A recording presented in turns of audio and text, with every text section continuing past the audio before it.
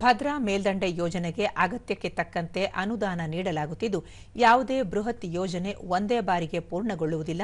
ಬದಲಾಗಿ ಹಂತ ಹಂತವಾಗಿ ಅನುದಾನ ನೀಡಲಾಗುವುದು ಎಂದು ಲೋಕೋಪಯೋಗಿ ಸಚಿವ ಸತೀಶ್ ಜಾರಕಿಹೊಳಿ ಚಿತ್ರದುರ್ಗದಲ್ಲಿ ತಿಳಿಸಿದ್ದಾರೆ.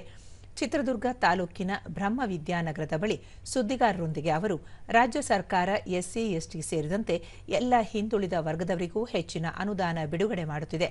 ಹಾಗೆಯೇ ನೀರಾವರಿ, ಲೋಕೋಪಯೋಗಿ ಸೇರಿದಂತೆ ವಿವಿಧ ಇಲಾಖೆಗಳಿಗೆ ಸಮರ್ಪಕ ಅನುದಾನ ನೀಡಲಾಗುತ್ತಿದೆ. ವಿರೋಧ ಪಕ್ಷದವರು ಸುಮ್ಮನೆ ಆರೋಪಿಸುತ್ತಿದ್ದಾರೆ ಎಂದು ಹೇಳಿದರು. ಒಂಥರ ರೂಢಿ ಆಗಿಬಿಟ್ಟಿದೆ.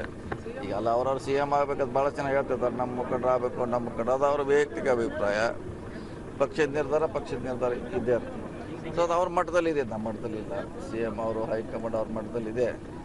ಅವ್ರ ಅದ್ರ ಬಗ್ಗೆ ಸಂದರ್ಭ ಬಂದಾಗ ಅದ್ರ ಬಗ್ಗೆ ನಿರ್ಧಾರ ಮಾಡ್ತಾರೆ. ಯಾರ್ಯಾರಿಗೆ ಸಮಸ್ಯೆ ಇದೆ ಅದನ್ನು ಹಂಚ್ಕೊಳ್ಳಿಕ್ಕೆ ಇವ್ರದ್ದು ಹೈಕಮಾಂಡ್ ಅದೇ ನಮ್ಮದು ದೇವಸ್ಥಾನ.